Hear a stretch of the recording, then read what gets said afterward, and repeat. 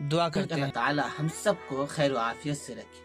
پورے ہندوستان کے اندر جشن جمہوریہ کی ایک لہر دوڑی ہوئی ہے۔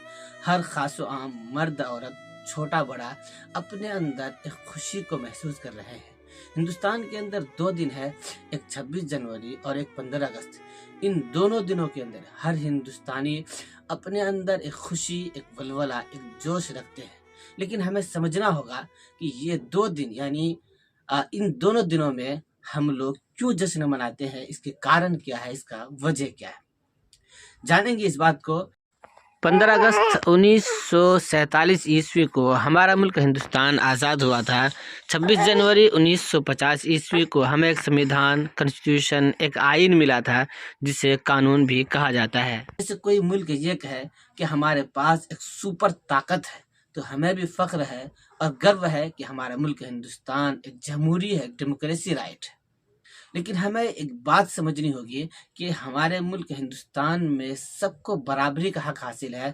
بابا امبیڈکر نے جو ملک ہندوستان پر احسان کیا ہے اس کو فراموش نہیں کیا جا سکتا ہے، اس کو بھلایا نہیں جا سکتا ہے، کیونکہ جب ہندوستان انگریزوں کے چنگل میں تھا، یعنی جب ہندوستان انگریزوں کے چنگل میں تڑپ رہا تھا، سسک رہا تھا، بلک رہا تھا، یعنی ہندوستانیوں کے گلے میں انگریزوں کا زنجیر لٹکا ہوا تھا، بالکل اندھیرا چھایا ہوا تھا، کچھ نظر نہیں آ رہا تھا، تو ایسے وقت میں جس وقت انگریزوں کی غلامی میں ہندوستان جکڑا ہوا تھا تو علماء کرام آگے بڑھے اور ہندوستان کے پکے سچے ہندو بھائی اور دوسرے مذہب کے لوگ بھی آگے بڑھے، سب مل کر کے ہندوستان سے انگریزوں کو بھگانے کی کوشش کی۔ لیکن ایک وقت ہوا کہ ہندوستان کو انگریزوں کے چنگل سے چھڑا لیا اور ہندوستان آزاد ہو گیا۔ اور 1950 عیسوی کو 15 اگست کو ہمیں ایک سمویدھان، ایک کنسٹیٹیوشن ملا۔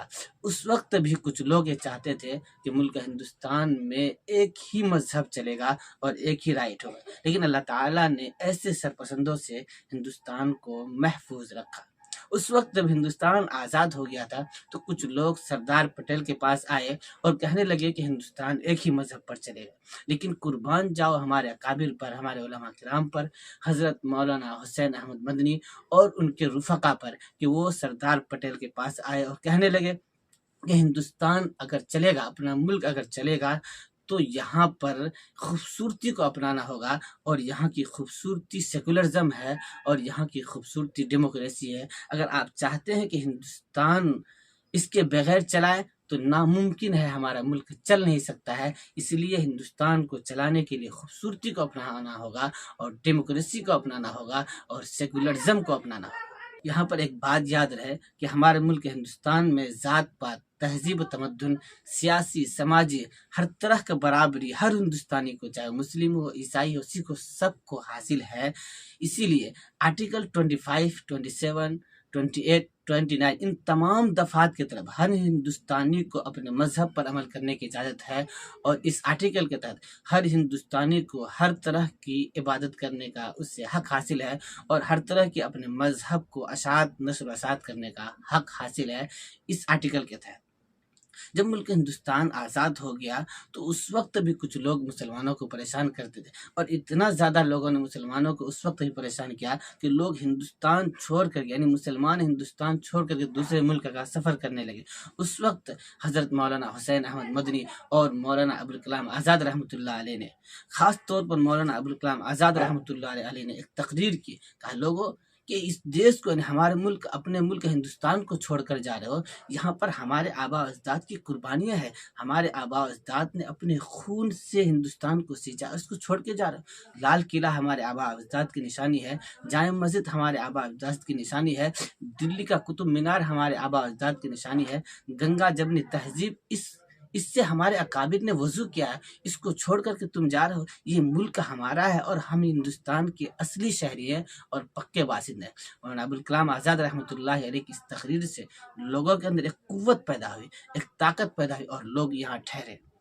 لیکن میں گزارش کروں گا اپنے تمام مسلمان بھائیوں سے کہ اپنے بچوں کو اعلیٰ تعلیم دلائیں، اور اپنے بچوں کو اعلیٰ تعلیم دلانے میں چاہے آپ کو ایک ٹائم کھانا کھانا پڑے، پیٹ میں پتھر باندھنا پڑے، لیکن اپنے بچوں کو اعلیٰ تعلیم دلائیں۔ میں यहाँ पर साफ तौर पर एक बात कहना चाहता हूँ कि स्कूली सब्जेक्ट में देख लीजिए कि सिर्फ 2 शख्स का नाम लिया जाता है, एक मौलाना अबुल कलाम आज़ाद रहमतुल्लाह अलैह और टीपू सुल्तान रहमतुल्लाह अलैह का। इसके अलावा कितने उलमा किराम ने कुर्बानियाँ दी, किसी का नाम नहीं लिया जाता है, सबका नाम किताबों से छांट दिया गया। इसलिए कहता हूँ कि बाजार में किताबें बिक रही है, खरीदिए और उनको पढ़िए, लेकिन अपने बच्चों को आला तालीम दिलाने में कभी पीछे मत हटिए।